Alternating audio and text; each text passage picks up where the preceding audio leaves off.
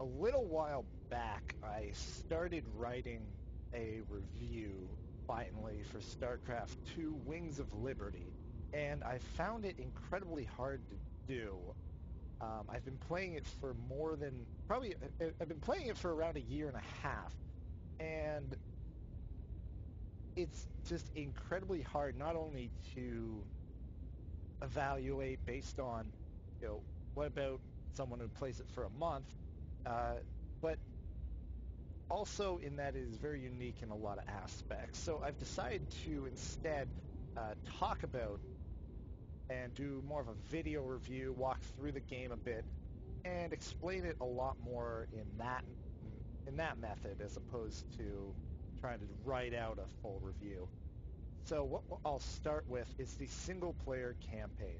So the most straightforward thing, the most basic, common, video game aspect. Single player. You get the game, you open it up, you play it, and you play it on your own against AI. So how does that work in this game? Well, the single player, it does something that I don't see a lot of in recent gaming, probably the last 10 years or so, which is good pacing in terms of introducing you to the game. It isn't just completely obvious, boring, horrible tutorials.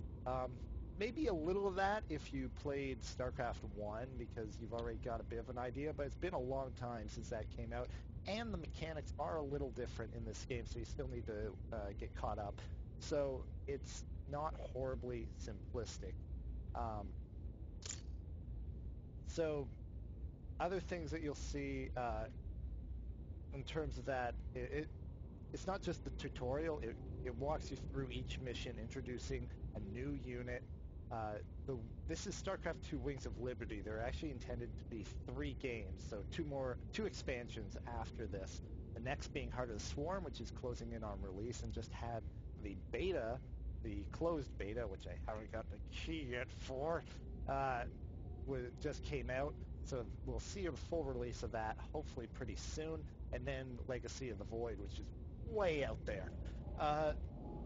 So this expansion focuses primarily on Terran, the human unit, the human race, and their units. There is a bit in the single player playing as Protoss, the advanced technological alien race, and then you never play as Zerg in the single player. But that is one downside to it, is you never actually get to play as Zerg, so if you're going to play that, you have to figure it out through the other modes. So just on its own merits, the single player covers a story pretty well. It introduces you to the game quite well. It has several difficulty settings, which can get quite difficult. And yeah, so just the single player itself is really well done. So that alone makes it a pretty good game. Of course, that's not the main focus of the game. It is very much entrenched in its multiplayer. You'd know that going in because of the esports legacy behind StarCraft Brood War and how the multiplayer really drove that game and the competitiveness. So we'll get first into the multiplayer in a general sense in terms of modes and such. So if we look at the actual multiplayer, there's several different methods towards that. The first I'll touch on is cooperative, which is just teaming up, playing against the AI. So you can play against various difficulty settings against the AI, and have friends join in so you can play with them. So a pretty basic, co-op experience that can work pretty nicely as an actual nice ease into the multiplayer aspect before going into versus against other actual people, because it is a bit different from the 1v1. It does take getting some used to if you're not familiar with it. There are various difficulty settings: easy, medium, hard, very hard, and insane. Now, once you get pretty familiar with the game, the actual difficulty settings on the AI are inadequate. very hard is relatively weak, but it will provide a good challenge to those first jumping into the game. Like you won't, you'll probably have a hard time if you didn't play Brood War to actually be immediately at that level. Insane is kind of a stupid option because the AI cheats. It brings in more resources than it actually should.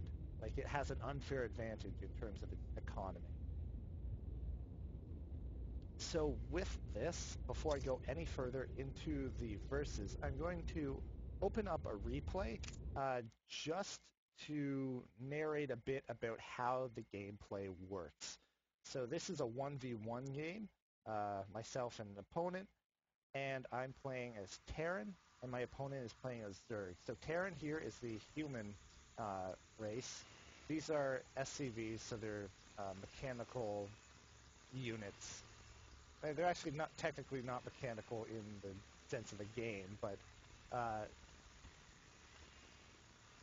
as you see, there's actually little drivers in here. You'll see the actual profile picture over there. And they mine for minerals, so they bring in resources. So you continually build up your worker count in order to build a bigger economy so you can build a bigger army faster. So that's one of the tenets of the mechanics of the game, is to constantly build workers just so you get a better economy. There's basically 3 resources in the game. You have minerals, gas, and supply.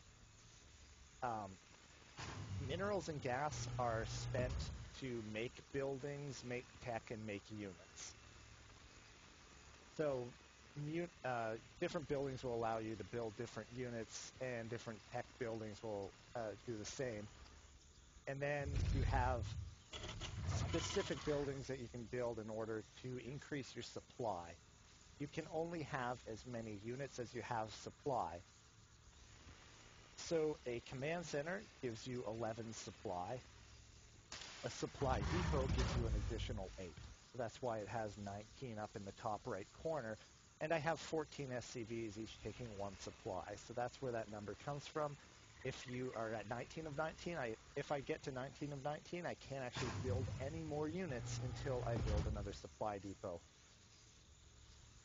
So that is the base mechanic of the game.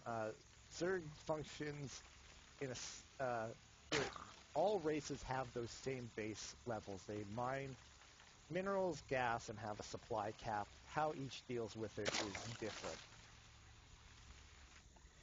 So that's more the mechanical basis of the game. If we speed this along, you see I'll build units out of this production building. Zerg actually builds their units out of the hatcheries and their bases, as opposed to separate production buildings that aren't cool enough.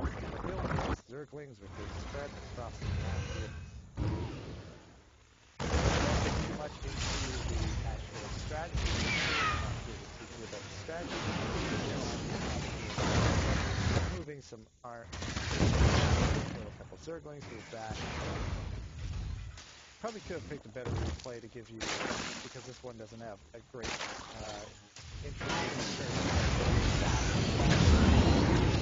but you can pick up units. Every race has some sort of drop.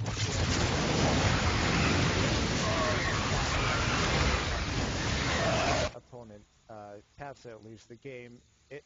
The win condition in the game is to kill all your opponent's buildings, but when you're playing multiplayer against another person, the other person will almost always leave the game beforehand because it will be obvious that they've lost.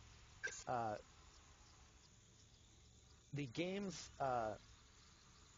can range between a few minutes and an hour. You rarely get games that go past 40 minutes. That's when you're really getting long. And usually you're going to go at least 10 minutes, at least on the... Okay, one thing I'll mention is StarCraft 2 has Blizzard time. The game actually runs on faster speed, is basically the default speed that everything goes at. But real time is normal. So that's like slow motion in the game. So the game counter here says 10:34. Actually, only around 8 minutes have passed. So I guess it'd be better to say games rarely go past 30 real minutes and usually last at least 7 real minutes.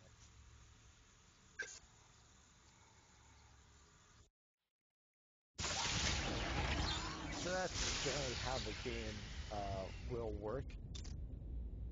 Now, for also in terms of multiplayer, you'll have the actual matchmaking, which I was mentioning, where you can have 1v1, 2v2, 3v3, 4v4, which all have ladder rankings, and then free-for-all, which is unranked, so you match up against anybody. And it's actually pretty hard to find a match in free-for-all. It takes quite a while. I've never actually played a free-for-all game through a quick match because it usually takes too long. I can't be bothered, and I'm not that interested in it. Another aspect of multiplayer, we'll get back to quick match in a little bit, but another option here are custom games. Now, there are a lot of custom games created through the map editor.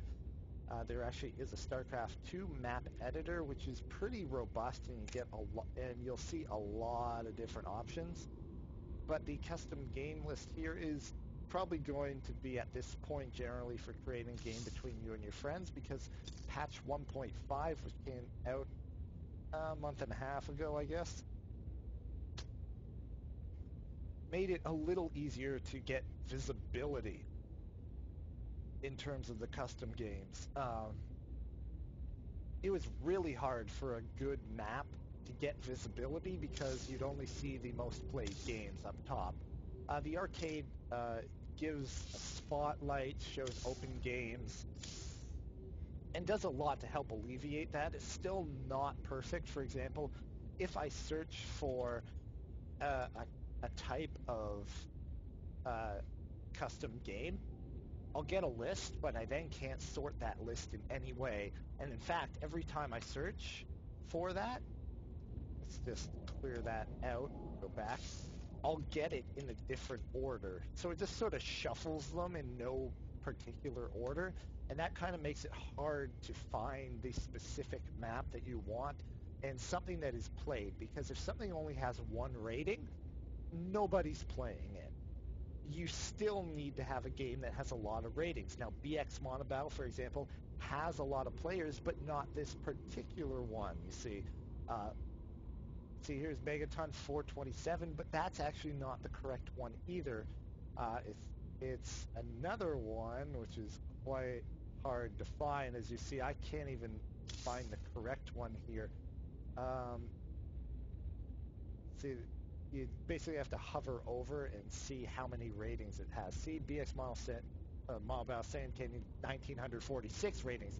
There you go. That's enough ratings.